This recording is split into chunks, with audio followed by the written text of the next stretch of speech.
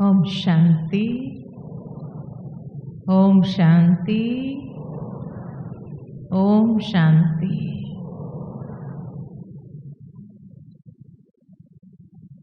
परम आदरणीय दादी जानकी हमेशा 3 बार ओम शांति बुलवाती है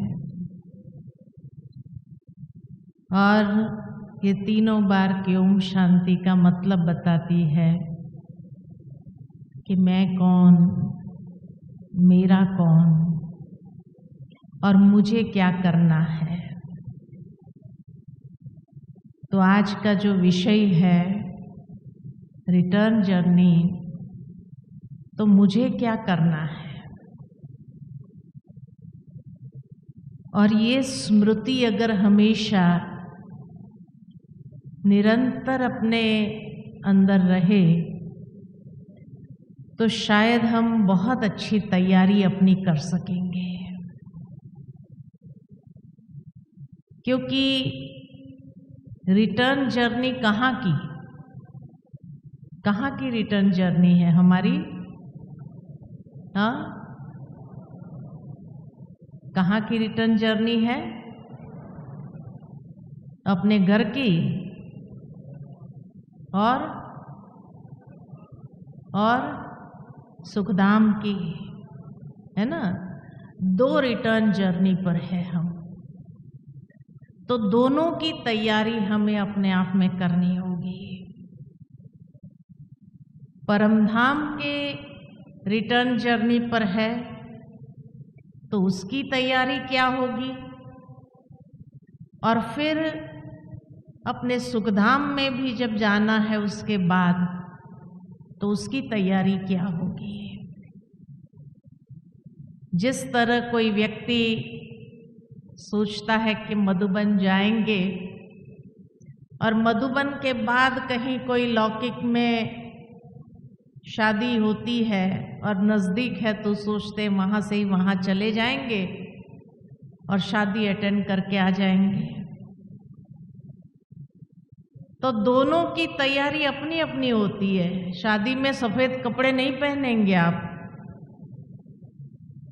और मधुबन में सज धज करके नहीं बैठेंगे यहाँ पर कि चलो वही शादी के कपड़े मधुबन में पहन लेंगे और फिर वहाँ से वहाँ जाएंगे दोबारा पहन लेंगे। उसमें क्या है, मधुबन में भी सब देखे हमें श्रृंगारे हुए स्वरूप में नहीं। दोनों जगह अगर जाना है एक ही ट्रिप में तो दोनों की अटैची अपनी अपनी बनाएंगे, आप अलग अलग रखेंगे। ठीक इसी तरह हमें भी अपने घर जाना है और वहां से ही आगे सुखधाम जाना है। ये तो नहीं कि वापस संगम युग पर आकर के फिर सुखधाम में जाएंगे, नहीं। तो इसीलिए एक ही बार में दोनों जर्नी की या दोनों स्थान की तैयारी हमें करनी होगी। क्योंकि जैसे 2-4 दिन पहले ही बाबा ने कहा कि हमारे 2 शिवालय है, परमधाम निराकार शिवालय है तो सतयुग हमारा साकार शिवालय है। तो इसी तरह जब दोनों स्थान हमारे अपने ही है और जाना ही है हमें, तो दोनों की तैयारी हमें बहुत अच्छे से करनी है।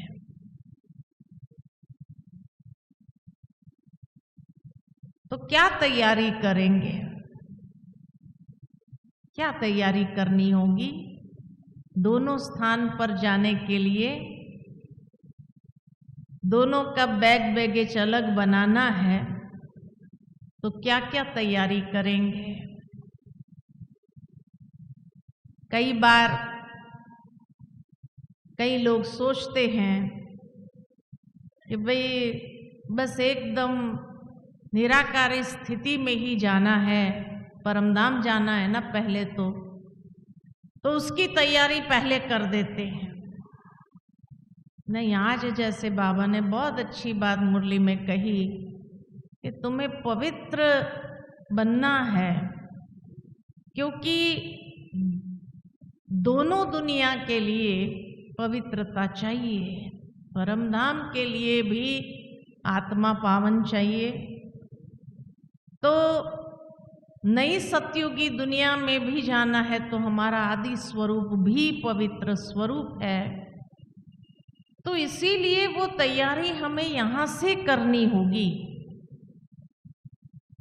और उसके लिए यहाँ से, यहाँ जो फैलावा किया हुआ है उसको समेटना जरूरी है। जिस तरह कोई व्यक्ति अगर विदेश में सेटल होना चाहता है और उसकी सारी तैयारी हो जाए कि अब भी परमानेंट यहाँ छोड़ करके विदेश में सेटल हो जाना है, तो यहाँ जरूर है समेटना चालू करेगा। क्योंकि भाई वहाँ चले जाएंगे और फिर वहाँ से यहाँ कोई वापस आना नहीं है, या आएंगे तो भी थोड़े समय के लिए आकर के चले जाएंगे। तो घर मकान आदि जो कुछ भी है उसको निकालना चालू करेगा, समेटना। जो ले जाने वाली चीजें हैं वो ले जाएंगे, बाकी तो वहाँ मिलेगी ही मिलेगी, लेकिन यहाँ की चीजें निकाल देना पड़ेगा। और इसलिए घर की एक एक बड़ी बड़ी जो सामग्रियां हैं उसको छोड़ना चालू करेगा या बेचना चालू करेगा। भाई मकान को बेचेंगे, जो फर्नीचर है उसको बेचना चालू करेंगे, एक एक चीज, या तो मकान के साथ ही सब चला जाए। और उसी समय मान लो कि कोई आकर के कहे कि एक बहुत अच्छी प्रॉपर्टी मिल रही है, बड़े सस्ते दाम में मिल रही है, तो आप क्या कहेंगे? अरे क्या करना, अभी तो वहां ही जाकर के रहना है, यहाँ तो आना नहीं है, तो प्रॉपर्टी यहाँ खरीद के क्या करना है, यही कहेंगे ना। ठीक इसी तरह अब यहाँ इस दुनिया की बढ़िया से बढ़िया चीज भी क्यों न हो, लेकिन जब हम रिटर्न जर्नी पर है तो समेटना ही है। अगर समेटेंगे नहीं, फिर भी यहाँ फैलावा करते जाएंगे, तो फिर वो समय जब आएगा तो क्या हाल होगा। जैसे एक व्यक्ति सारी जिंदगी धन कमाता रहा, धन धन धन धन इकट्ठा करना है, बच्चों के लिए, पोतों के लिए, इसके लिए उसके लिए, धन धन धन धन धन करता रहा, और लास्ट में हार्ट अटैक आया, शरीर छूटा, और उसके बेटे ने कार्ड भेजा सबको, मेरे पिता का निधन हो गया। धन धन करता रहा और लास्ट में निधन हो गया उसका, है ना। वो धन किस काम का आया जो निधन होकर के ही जाना पड़ा उसको। अरे हर आत्मा अपना अपना भाग्य लेकर आई है, उसके कर्म अनुसार। तुम पुत्र पौत्रे के लिए क्या इकट्ठा करेगा, उसके भाग्य में अगर नहीं है, उसने पिछले जन्म में ऐसे अच्छे कर्म ही नहीं किए हैं, तो तुमने इकट्ठा किया तो भी कहीं ना कहीं उड़ा देगा, खत्म कर दे। उसके जो नसीब में भोगने के हिसाब से, उसको सुख मिले उसके हिसाब से जो इकट्ठा किया था, वो तो कोई काम का नहीं।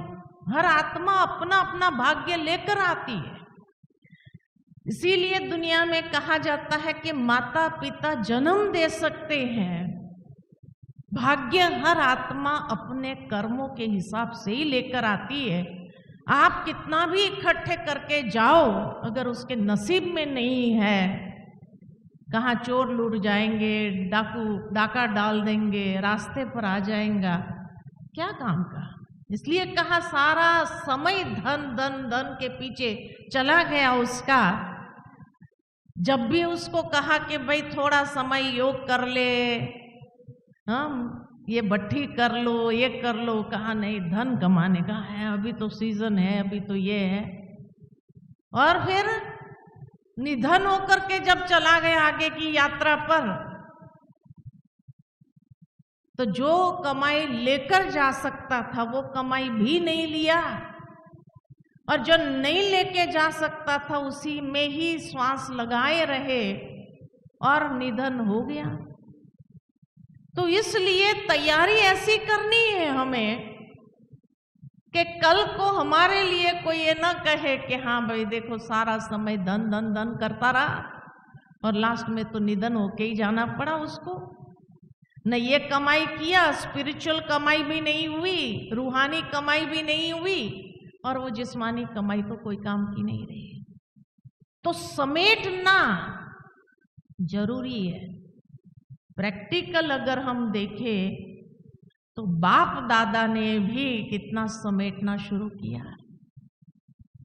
दादियां जब थी हमारे पास में तो कहते थे बाप दादा जब आते थे तो उस समय पांडव भवन के बाबा के कमरे में बाबा आता था दादी के तन में, और घंटों, उस समय तो थोड़े से बच्चे होते थे, घंटों बाबा सबको समय देता था, एक एक के साथ भोजन करता था, एक एक के साथ में बाबा उनको खिलाता था, वो बाबा को खिलाते थे। कितना वो मीटिंग थी। उसके बाद जैसे बच्चे बढ़ते गए तो हिस्ट्री हॉल में आना चालू किया। मुझे याद है हमने भी पहली मुलाकात जब बाबा से किया था तो हिस्ट्री हॉल में ही किया था, है ना। और हिस्ट्री हॉल में वो थोड़े से बच्चे होते थे, बाबा घंटों मिलते थे, बाबा के साथ ही रात्रि का ब्रह्मा भोजन होता था। और उसके बाद जैसे बढ़ते गए बच्चे तो मेडिटेशन हॉल, उसके बाद ओम शांति भवन।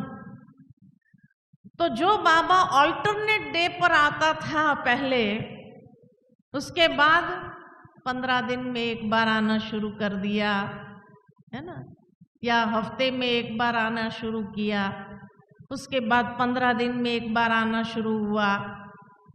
और उस समय बाबा जो एक एक से पर्सनल मिलते थे, उसके बाद ग्रुप मिलना चालू किया सेंटर वाइज, उसके बाद जोन वाइज मिलना चालू किया। और नीचे जब शांतिवन में आना शुरू किया तो बस इकट्ठा एक बार बाबा पहले पूरी रात बैठता था, एक एक ग्रुप से मिलता था, और फिर यहाँ शांतिवन में 10 बजे तक 12 बजे तक मैक्सिमम बाबा।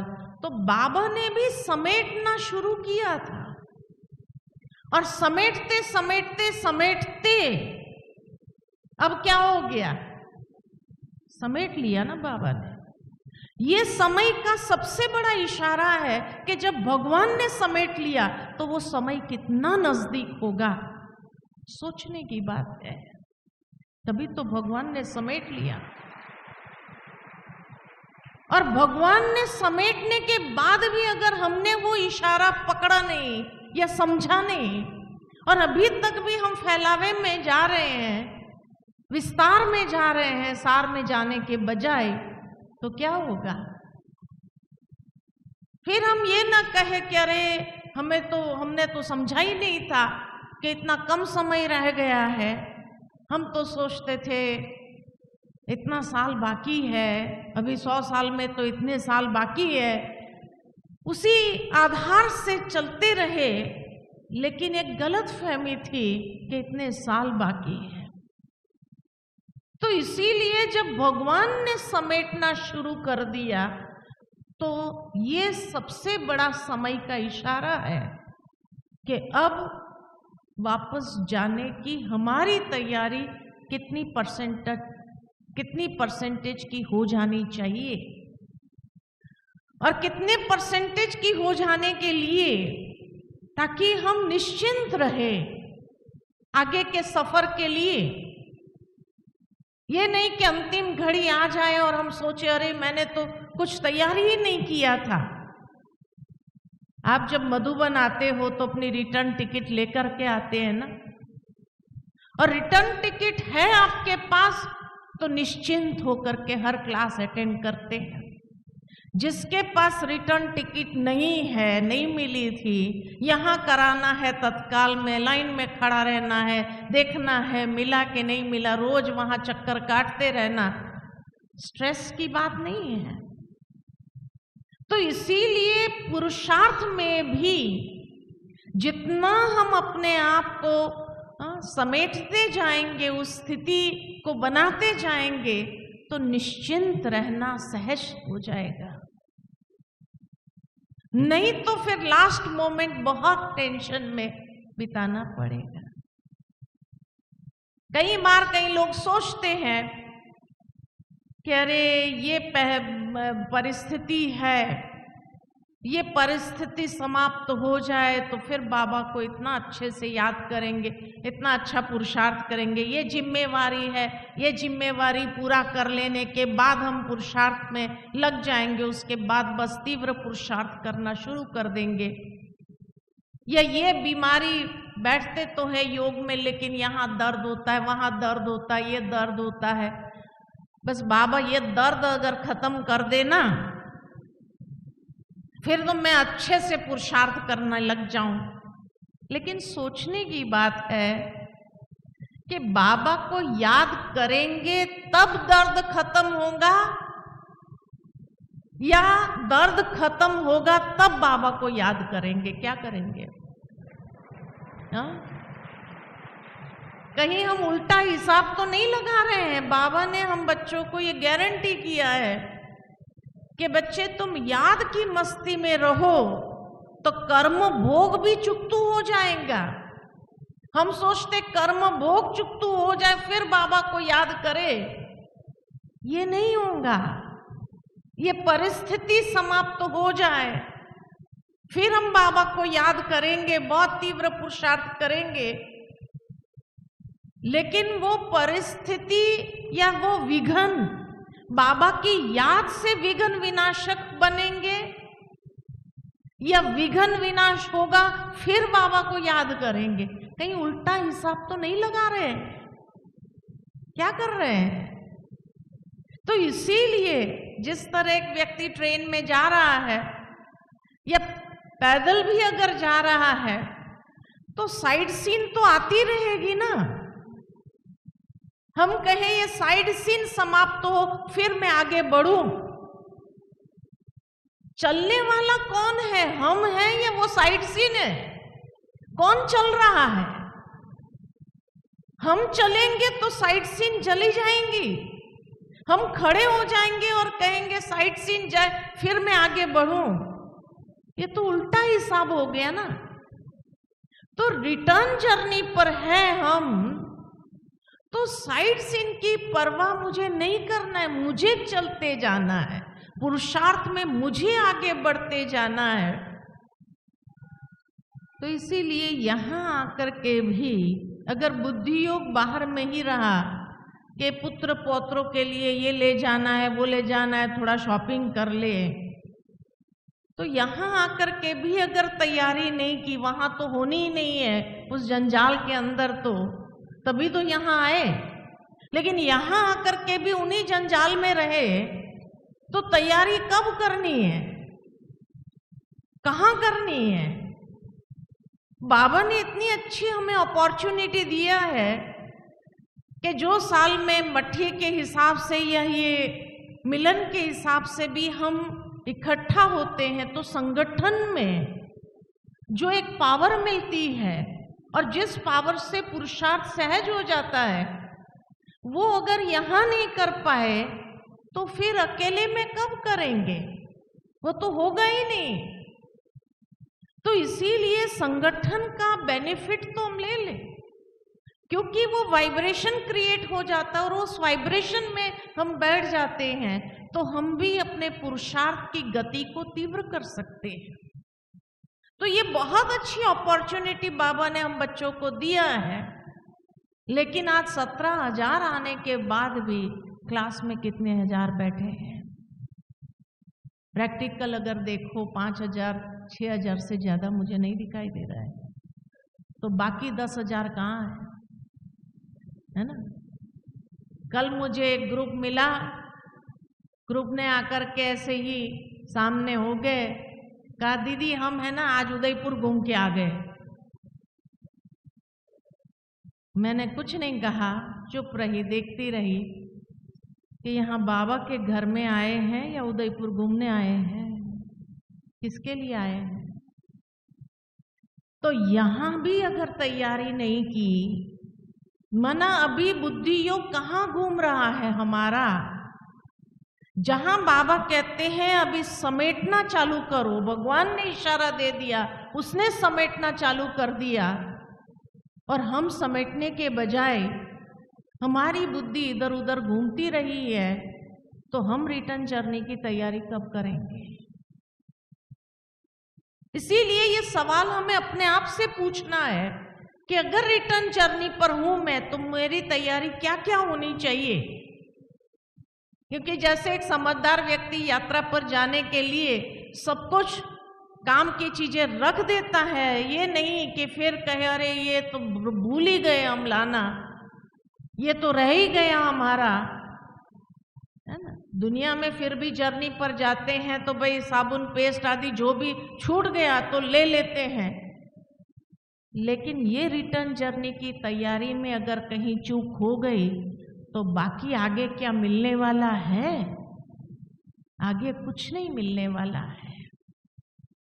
तो जिस तरह बाबा कहते हैं अभी समेटना है, माना जैसे हलवा तैयार हो जाता है तो किनारा छोड़ देता है, ठीक इसी तरह हम भी बेहद की वैराग्य वृत्ति को कहां तक धारण कर चुके हैं। ये पहली तैयारी है कि अब हलवा किनारा छोड़ देना चाहिए। लेकिन किनारा छोड़ देने का मतलब ये नहीं है कि गृहस्थ व्यवहार में रहते हुए लोगों से हमें बोलना ही बंद कर देना है। नहीं, हम सतयुगी आत्माएं हैं जो संगठन में रहना जानती है, एक दूसरे से संस्कारों की रास मिलन करना जानती है। वहां रास करना है हमें, तो वो रास के संस्कार भी तो यहाँ, तो दोनों चीज का बैलेंस, एक तरफ किनारा, किससे? व्यक्तियों से नहीं,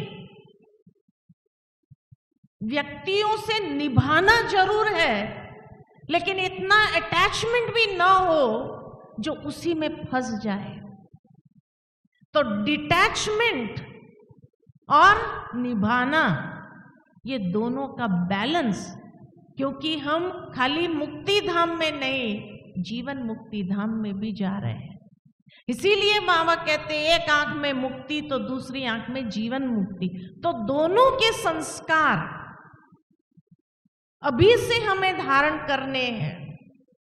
व्यवहारिक कुशलता भी हो, क्योंकि जीवन मुक्ति धाम में प्यार, मिठास, संस्कार मिलन, नम्रता, सत्यता, पवित्रता, ये सद्गुण भी है सतयुग के लिए। तो उसकी तैयारी, उसके जेवर के सेट तैयार रखने हैं। बाबा की एक मुरली मुझे याद आती है। बाबा ने कहा हर रोज अलग अलग सेट पहनो, अलग अलग जेवरात के सेट पहनो, कौन से स्थूल नहीं, लेकिन कभी संतुष्टता का ज्वेलरी का सेट पहनो, कभी मधुरता के सेट पहनो। आंखें देखे तो भी मधुरता वाली बातें बोले, तो भी मधुर बोले, सुने तो भी मधुरता वाले शब्द सुने। कोई कितना भी कड़वा बोल रहा हो तो भी मुझे मधुरता उसमें से लेनी है ना। तो व्यवहारिक कुशलता में ये सद्गुण बहुत जरूरी है, क्योंकि यही जीवन मुक्ति धाम के संस्कार है। तो उसकी भी साथ साथ तैयारी करनी है। और परम धाम में क्योंकि मैं अकेली, मैं और मेरा बाबा, दूसरा न कोई, वो वहां की स्थिति है। तो जब हम योग में बैठते हैं, जब हम अपने आध्यात्मिक यात्रा पर है, तो उस समय मधुबन आना माना आध्यात्मिक यात्रा पर आए ना। तो यहाँ आध्यात्मिक यात्रा पर मैं और मेरा बाबा, दूसरा न कोई। फिर बुद्धि घर के तरफ नहीं होनी चाहिए। पुत्र के लिए ये ले लेवे, पोत्रों के लिए ये ले लेवे, दोत्रों के लिए ये ले लेवे, ये यात्रा नहीं है। तो इसीलिए हर दोनों जगह की यात्रा के संस्कार, जब आप वहां है, यहाँ व्यवहारिक कुशलता जरूर होनी चाहिए। लेकिन जब वहां से यहां आए हैं तो फिर मैं और मेरा बाबा, तीसरा अंदर बीच में दूसरा कोई भी आना नहीं चाहिए। ये स्वाभाविकता हमारी संस्कारों में, जब हमारी संस्कारों में आ जाएंगी तो हमने दोनों जगह की तैयारी करना शुरू किया। तो बेहद की वैराग वृत्ति भी हो, तो साथ में बाबा कहते राज ऋषि भी हो, है ना। ऋषि भी है लेकिन राजा भी है, तो राजाई संस्कारों को भी यहां धारण करने, तो ऋषि के संस्कार को भी यही धारण करने। तो राजा भी है, ऋषि भी है, न्यारा और प्यारा भी रहना है, बेहद की वैराग्य वृत्ति भी हो, ये परमधाम के संस्कार हैं। लेकिन सतयुग के संस्कार जो है वो भी यहां ही धारण करने। कई बार ब्राह्मणों में ये देखा गया, कोई एक तरफ हो जाता है, या सतयुगी संस्कार के तरफ ही हो जाता है या परमधाम के अरे बिना परमधाम जाए सतयुग में डायरेक्ट जाने वाले हैं क्या? तो परमधाम के संस्कार तो पहले चाहिए ना, फिर सतयुगी संस्कार भी धारण करने। दोनों रिटर्न जर्नी पर है, तो इसीलिए दोनों का पुरुषार्थ साइमल्टेनियसली, दोनों साथ साथ चलना ही चाहिए हमारी लाइफ में। और ये लाइफ में अगर ये नहीं हुआ तो फिर कब करेंगे, फिर कब करेंगे। दूसरी बात कि जब रिटर्न जर्नी पर है तो जमा का खाता इतना भरपूर होना चाहिए। जमा का खाता, जैसे किसी को पूछा जाए मधुबन चलेंगे, हाँ चलेंगे, जरूर चलेंगे, लेकिन मधुबन आने के लिए भाड़ा का, टिकट का पैसा भी नहीं है, तो कैसे चलेंगे? कम से कम इतना तो जमा किया हो कि यहां मधुबन तक की टिकट तो निकाल सके। मधुबन में आएंगे तो कम से कम यहां अपना भाग्य बनाने के लिए कुछ तो कर सकेंगे, इतना तो हो हमारे पास। चलो टिकट का पैसा यहां तो इस दुनिया में तो कोई भी दे देगा, लेकिन जब यहां से रिटर्न जर्नी पर हम है तो मेरे पास इतना जमा है। कौन सा जमा का खाता अपना तैयार करना है और कितना चाहिए वो? 3 जमा के खाते के बारे में बाबा हमेशा बताता है। पहला जमा का खाता स्व पुरुषार्थ द्वारा प्रारब्ध जमा होना चाहिए। स्व पुरुषार्थ किसको कहा? स्व पुरुषार्थ किसको कहा? तो अमृत वेले से लेकर रात्रि तक श्रीमत के आधार पर जो कर्म किए वो स्व पुरुषार्थ हो गया। श्रीमत के आधार पर हर कर्म वो स्व पुरुषार्थ। अमृत वेले की श्रीमत बाबा ने दी, अमृत वेले हम उठे, बाबा को प्यार से याद किया, ये स्व पुरुषार्थ है।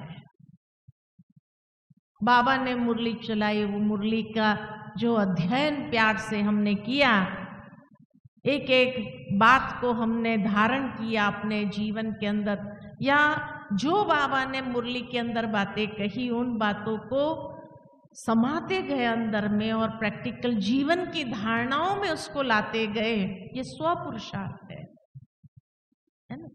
जहां सिर्फ मेरा कनेक्शन है, अमृत वेले का कनेक्शन सिर्फ मेरा है, जहां मुझे अपने जमा करना है तो उससे प्रारब्ध की जमा का खाता, तो स्व पुरुषार्थ द्वारा प्रारब्ध को जमा करना है ना। दूसरा है कि सेवा द्वारा पुण्य का खाता जमा करना। बाबा ने इसीलिए हम बच्चों को कहा, बच्चे स्व पुरुषार्थ और सेवा अंत घड़ी तक चलनी चाहिए। सेवा का सेवा द्वारा पुण्य का खाता जमा करना, क्योंकि ये पुण्य का खाता भी बहुत, जो हमने किया है वो पुण्य हमारा ही साथ में चलने वाला है। तो स्वपुरुषार्थ द्वारा प्रारब्ध का खाता भी साथ में चलना है। सेवा जो किया है, तन मन धन जन संबंध संपर्क, मनसा वाचा कर्मणा समय श्वास शक्ति, जिस भी तरीके से सेवा किया, वो सेवा हमारा पुण्य का खाता बढ़ाती है। कितने तरीके से सेवा कर सकते हैं। जितना सफल किया, समय श्वास शक्ति सफल किया, उतनी सफलता हमारे पुण्य के खाते में भरती जाएगी, जमा होती जाएगी। क्यों ये सेवा भी करनी है हमें? क्योंकि ये कहाँ काम आना है। तो स्वपुरुषार्थ द्वारा जो प्रारब्ध का खाता है, उसी के आधार पर सतयुग और त्रेता युग, 2 युग चलेगा। सतयुग और त्रेता युग के, सतयुग के 8 जन्म, त्रेता के 12 जन्म, 20 जन्म हमें चलाना है। तो स्वपुरुषार्थ द्वारा जो प्रारब्ध जमा किया, उसी से, इसलिए बाबा ने कई बार हम बच्चों को मुरली में कहा है, जितना ज्ञान रतन यहाँ इकट्ठा किया, उतना वहां स्थूल रतन मिलेंगे आपको। तो स्वपुरुषार्थ द्वारा प्रारब्ध का खाता सतयुग और त्रेता युग में काम आने वाला है। वहां एक एक जन्म का स्टेटस फाइनल करेंगे हम स्वपुरुषार्थ द्वारा। इसीलिए प्रैक्टिकल ब्रह्मा बाबा ने, मम्मा ने भी, ये नहीं था बाबा के मन में कभी भी कि भाई मैं तो शिव बाबा का रथ हूं इसीलिए मुझे सहजता से मिल जाएगा। नहीं, बाबा ने भी एक एक बात का पुरुषार्थ किया और प्रैक्टिकल बच्चों के लिए एग्जाम्पल बने।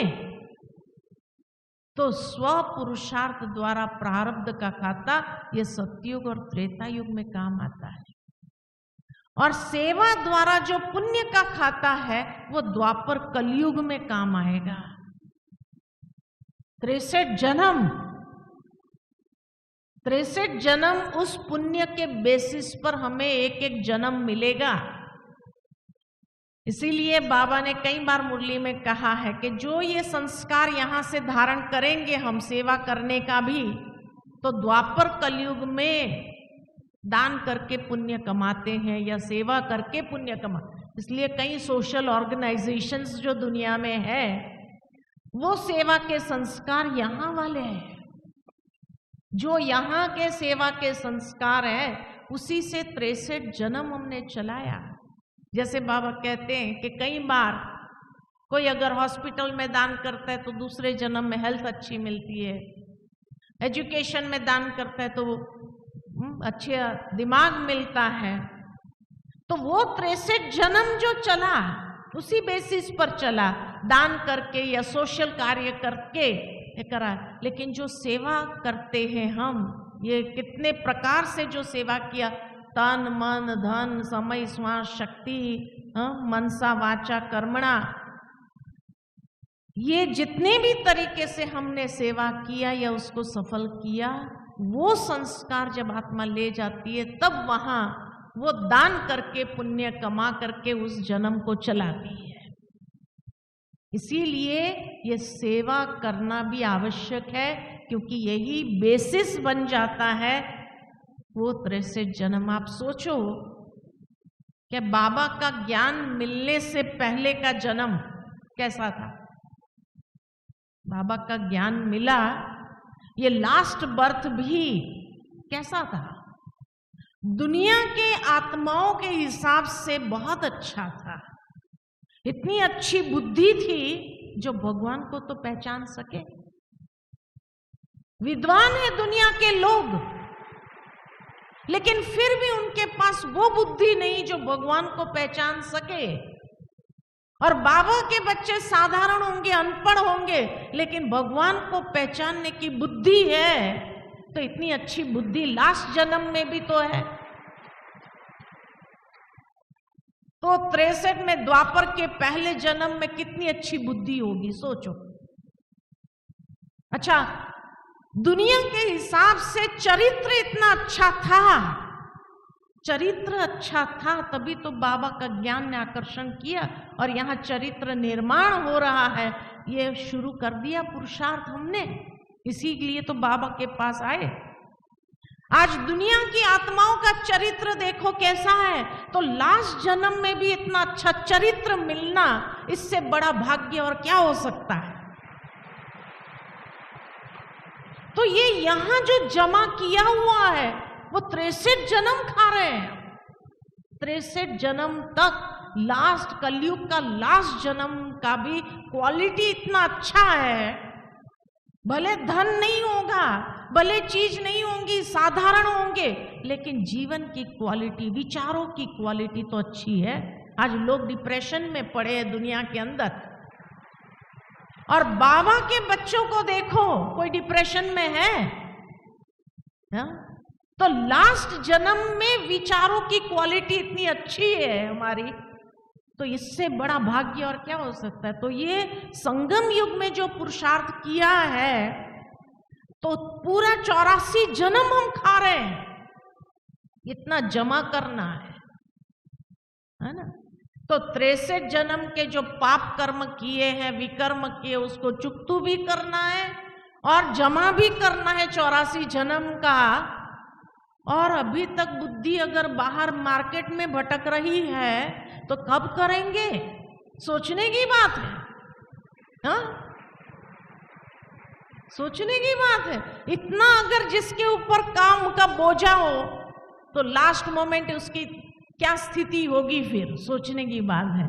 जमा कुछ किया ही नहीं, माना इतना उतारना है कर्जा और 84 जन्म तक का जमा करना है, तो ये 2 खाते भरपूर चाहिए तब हो सकेगा। और तीसरा खाता, श्रेष्ठ कर्म करके अनेक आत्माओं को सुख देते हुए दुआओं का खाता जमा करना। ये भी कहाँ काम आएगा, ये दुआओं का खाता कहाँ काम आएगा, अंतिम परीक्षाओं में, विनाश के पहले अंतिम परीक्षाएं जो चारों ओर से आएंगी। शारीरिक कर्म भोगना के हिसाब से भी आएगी, तो संबंध संपर्क में संस्कारों के टकराव के हिसाब से भी आएंगी। हम किसी से टक्कर खाने नहीं जाएंगे, लेकिन लोग हमसे टक्कर खाएंगे, उसका क्या है ना, उसको भी तो संभालना है। लोग टक्कर खाने वाले टक्कर खाने आएंगे, लेकिन मेरी अगर तैयारी है तो मैं उसको भी हैंडल कर सकूं,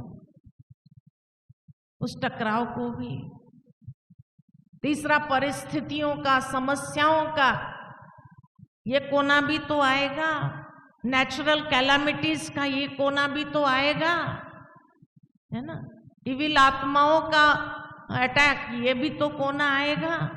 तो इसीलिए दुआओं का खाता, जिसके पास दुआओं का खाता भरपूर होगा तो अंतिम समय के चारों ओर के पेपर में मक्खन से बाल की तरह निकल जाएंगे, या पानी पर लकीर की तरह निकल जाएंगे। इसीलिए ये तीनों खाते भरपूर चाहिए, ये तैयारी जरूरी है। और ये तैयारी अगर नहीं किया है, ये तीनों खाते जमा के हमारे पास नहीं है, तो फिर जो मिला उसी को स्वीकार करना पड़ेगा। जिसके लिए बाबा ने कहा, अंतिम समय उन आत्माओं को पश्चाताप के आंसू, संडे की मुरली याद करो, पश्चाताप के आंसू, पश्चाताप की आग में जलना पड़ेगा। 4 आग बताई ना बाबा ने अव्यक्त मुरली में, संडे की मुरली में। तो पश्चाताप की आग में जलना पड़ेगा कि अरे मेरे पास समय था, सब कुछ था, लेकिन अब समेटना है। इसीलिए जो कहा, विनाश की आग, विकारों की आग, देह और देह के संबंधों के आग, और पश्चाताप की आग में भी, ये चारों प्रकार की आग का सामना करने के लिए दुआओं का खाता एक ही वो शीतलता का अनुभव कराएगा। जितना हमारा ज्ञान सूर्य ज्ञान चंद्रमा के साथ कनेक्शन पावरफुल होगा, उतना शीतलता प्रदान होगी, उतनी शीतलता की अनुभूति होगी कि ये आग में हमें जलना नहीं पड़ेगा। दुआओं का खाता ये शीतलता का अनुभव कराएगा, क्योंकि उसी को बाबा का भी सर्टिफिकेट मिलेगा, है ना। जाने से पहले तीनों सर्टिफिकेट हमें प्राप्त करना है। जिस तरह दुनिया में कोई विदेश में जाता है वीजा जरूरी है, तब तक जा नहीं सकता है, फिर परमधाम में अटकना पड़ेगा, या परमधाम तक जाने के लिए भी धर्मराजपुरी में अटकना पड़ेगा, है ना। वीजा ही नहीं है, तीनों सर्टिफिकेट चाहिए। स्वयं स्वयं से संतुष्ट, परिवार मुझसे संतुष्ट, ये ब्राह्मण परिवार भी या जो भी संबंध संपर्क में सभी मुझे संतुष्टता का सर्टिफिकेट देवे, और बाबा मुझसे संतुष्ट। ये तीनों सर्टिफिकेट होंगे तब पास विथ ऑनर के धर्मराज के पास भी सलामी मारते हुए निकल जाएंगे परमधाम, वहां भी अटकन नहीं होगी। लेकिन जिसके पास ये तीनों सर्टिफिकेट नहीं है, उसका हाल क्या होगा? रिटर्न जर्नी में कितना पेनल्टी भरनी पड़ेगी। इसलिए बाबा कहते रिफाइन नहीं हुए तो फाइन भरना पड़ेगा, तो पेनल्टी भरनी पड़ेगी परमधाम जाने के लिए भी, कि भाई रिटर्न टिकट तो तुमने लिया ही नहीं है, या लिया तो ये तो सब पूरा है ही नहीं। इसीलिए हम सोचते रहे कि हमारी रिटर्न टिकट कंफर्म हो गई है, लेकिन कंफर्म हुई नहीं लास्ट तक, तो पेनल्टी तो भरनी पड़ेगी, फाइन तो भरनी पड़ेगी, और तब तक वहां समय तो निकल जाएगा। समय किसी के लिए रुकता नहीं है। सतयुग चालू हो जाएगा, वो आत्माएं नीचे उतर आएंगी, है ना। फिर त्रेता युग, तब तक हम पेनल्टी भर रहे हैं, और त्रेता युग भी पूरा हो गया तो मैं कहाँ आऊंगी। तो इसीलिए मुझे इतनी पेनल्टी न भरना पड़े कि वो पेनल्टी भरने के बाद परमधाम में जाके रेस्ट करना पड़े और फिर नीचे आऊं तो नीचे समय पूरा हो गया। सतयुग में भी नहीं आ सके, त्रेता के भी अंत में आना पड़ा। भाई एक बार ज्ञान लिया है तो आएंगे तो जरूर स्वर्ग में, लेकिन स्वर्ग में भी कौन सी क्वालिटी का जन्म मिला ये देखना है। पेनल्टी भरते भरते क्वालिटी ऑफ लाइफ कहाँ हो गई।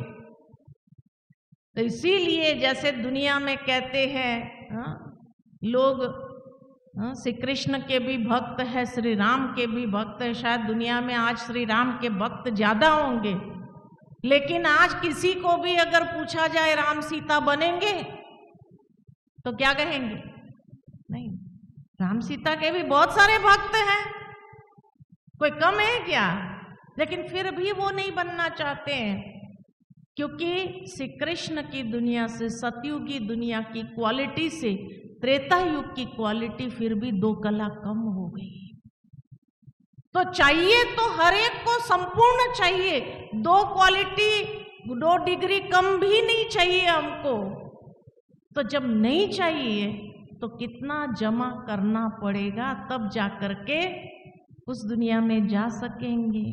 तो उसकी तैयारी अगर यहाँ ही नहीं हुई है हमारी, तो इसीलिए बुद्धि योग अभी बाहर की दुनिया से समेटते हुए आत्म स्थिति में, आत्मिक स्थिति इतनी पावरफुल हमारी बना दे, हम हर बात में ये पाठ इतना पक्का हो हमें। बाबा रोज रोज हमें पाठ पक्का करा रहे हैं। आत्म समझ करके मुझे याद करो बच्चे, आत्म समझ करके याद करो, मन मना भव। और हम यही हिसाब लगाने में लगे हुए हैं कि बाबा ये बात पूरी हो जाए, ये जिम्मेवारी मेरी पूरी हो जाए, उसके बाद बस आपको याद करना और कुछ नहीं करना, है ना। अरे बाबा को याद करो तो जिम्मेवारी भी सहजता से पूरी हो जाएगी।